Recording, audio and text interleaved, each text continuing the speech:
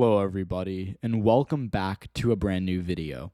In today's video, we'll be taking a look at the 2024 Republican Party presidential primaries and where I think that this race stands specifically between Donald Trump and Ron DeSantis. I will talk later about the other candidates that have declared or are likely to run, but I think right now the race is really a two-way race, but even then, Donald Trump has a clear edge, and I want to talk about that today. So, since Trump lost the 2020 election, I've been saying on this channel that I think he's going to be the nominee for Republicans in 2024. Now, my feelings of that have been kind of I've been getting more and more bullish on that since the 2022 midterms, because after the Republicans' performance in November of last year, a lot of people thought they were finally going to move away from Trump. And they would have had a good reason to, because after all, Trump, I think his candidates did hurt them for the most part in 2022, but they did not, and I didn't think they were ever going to. The Republican Party is the party of Trump. They are going to be the party of Trump, and the way they are structured fundamentally in the year 2023 is to be the party of Trump. The old Republican Party, even in 2012, which was only 11 years ago, only 2 presidential elections ago, or 3, I guess, that party would have been much more anti-Trump. It was more concentrated in the suburbs. It had more college-educated voters, and it was much more traditionally conservative. Today's Republican Party is much more populist. It's much less of a suburban party. It's much less wealthy. The average Republican today is significantly less well-to-do than the average Republican would have been 11 years ago, and they are more concentrated among rural voters and working-class voters, both of which are groups that Donald Trump did very, very well with.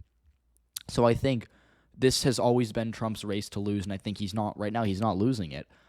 He's had some road bumps, or some, I guess I should say, road blocks, specifically his indictments and his candidate's performance in the November 2022 elections.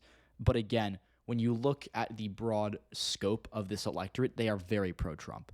So right now, Donald Trump has opened up his biggest lead of the cycle against DeSantis. He's up by, almost 40 points, has a 56-19 lead. And that's so significant because just a few months ago, you go back to March, it was close. It was actually, Trump wasn't even cracking 45 in most polls. Now he's well above 50. And that's significant because, again, DeSantis needs this to be competitive early on to draw interest from voters, from investors, from people that want Trump to lose. There are plenty of people within the Republican circle, I guess, Republican politicians, Republican strategists, that desperately want Trump to lose. But the thing is, they're only going to go all in if they think he can actually lose. And the thing is, right now, it does not look like Trump is in any position to lose. DeSantis has not gained any momentum since his initial bump in the beginning of the year. And when we look at how he's performed in polling, he hasn't led in a single national poll since March. This was early March. We had CNN said he was up by 39-37. And that's significant because, again, if you can't even lead in a single poll, you're not going to win. Polls aren't always accurate, especially in primaries. They're often not necessarily the most indicative of where the environment is at. But at the end of the day, the Republican Party, or really any primary, but specifically this one, you need to be competitive. You need to be within the margin of error. When you're down by 42, 45, 28, you're not going to win. So I think right now, when you take a look at the electoral implications of 2024, it's pretty bleak for Republicans. Trump is not the best candidate they can run. I think he can win, and I've said that consistently. I think a lot of people underestimate Donald Trump. The issue is he's mathematically, his path is slimmer than DeSantis is. DeSantis is far from perfect. I think as a candidate, I would buy low on him right now too. But he is the better option for Republicans from the electability perspective than Trump is, and the fact that he's losing, shows Republicans really are going to have a problem. So I think more specifically when we talk about the electorate, I don't have the polls pulled up right now, but CNN did a really interesting survey last month where they showed that much more Republicans, or in terms of the Republican primary electorate, I should specify, but the primary electorate of the GOP cares much more, on average, about the policies of their nominee than their electability. And that's really significant because, again, if they're being faced the choice between who's going to win and who's going to, agree with my positions more, the majority of these voters are voting with who's going to agree with my position more.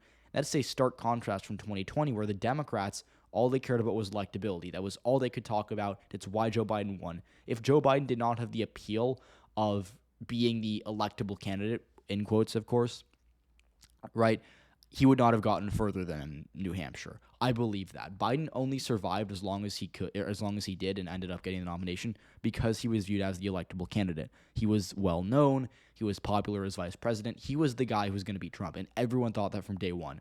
Bernie Sanders, Elizabeth Warren, Pete Buttigieg, Amy Klobuchar, they had their moments. Even Amy Klobuchar, she had the Klobusurge at the end of February 2020, right? Like, I remember that, and I remember thinking none of it matters because, again, Biden is going to be the guy. Democrats are going to come home to Biden. They're not going to let someone like Bernie Sanders get that nomination, and that's what happened.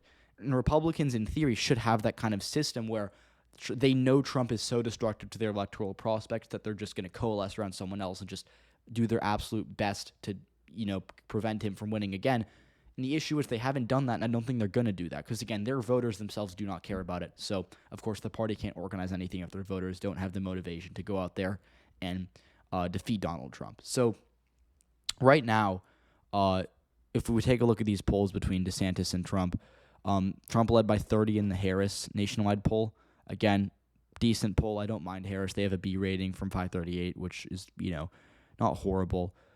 But I think the scope of this kind of electorate is pretty clear. In theory, there's a base for DeSantis. He's going to get 25, 30, just under a third of Republican voters are going to vote for him no matter what. These are older voters. These are voters that are more traditionally conservative.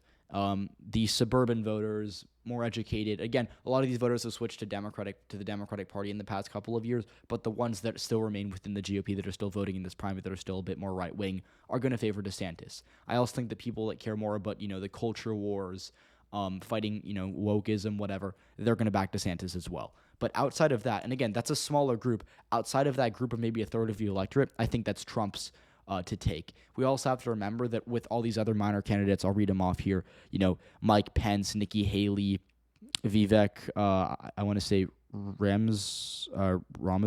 I am definitely pronouncing that wrong. I think it's Ramaswamy, but I'm not fully sure.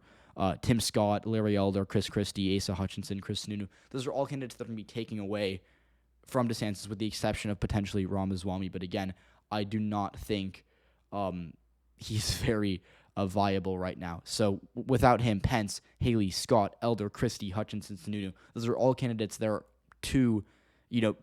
they're different from Trump, but they're also taking away votes from Ron DeSantis and actually helping Trump in the long run. So I would say Republicans can't coalesce behind an anti-Trump option, and it shows.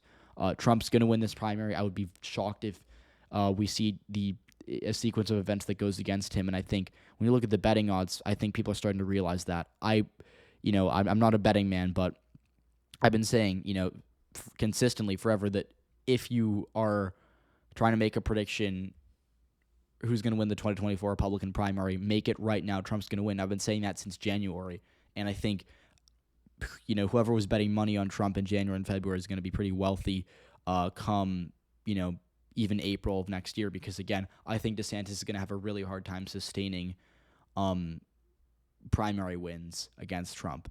And I think, like I said, people are starting to realize that Trump has, started to peak up here. He's in the mid-50s in terms of betting odds. DeSantis is in the low 30s. He's been not doing so well as of late, and the polling reflects that. So just wanted to give that update on the 2024 race. I think Trump is a really clear favorite at this point in time, and Ron DeSantis really needs to change up something fast, needs to start hitting back, needs to spice it up a little bit, or I think he's going to get,